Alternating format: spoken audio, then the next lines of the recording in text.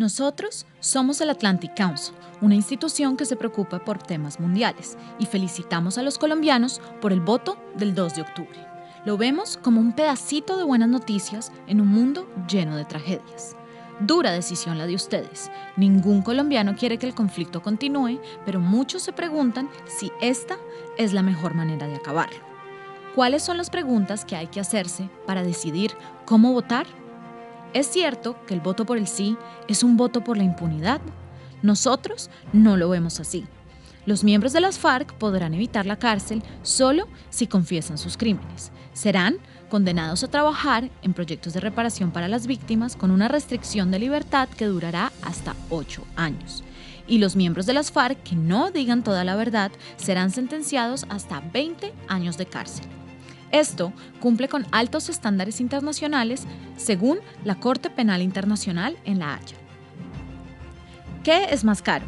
¿Continuar el conflicto armado o aceptar una paz imperfecta? Cuesta más prolongar el conflicto. Hoy, el 22% del presupuesto nacional es destinado a temas de defensa. Claro, el costo presupuestario de la paz también será alto, pero los beneficios humanitarios son incalculables.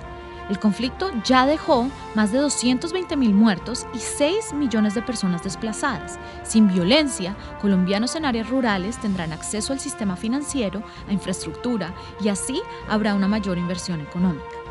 A ver, pero por Dios, ¿por qué vamos a dejar que los líderes de las FARC participen en política?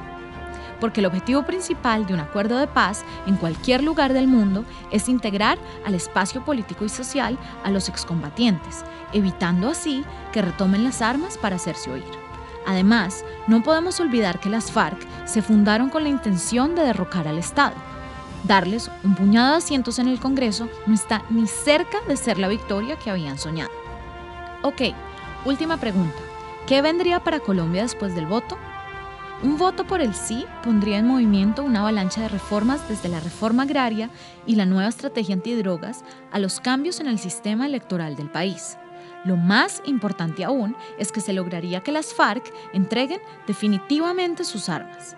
Por otra parte, una victoria del no desharía el progreso logrado en los últimos años y empeoraría la situación de seguridad en el país.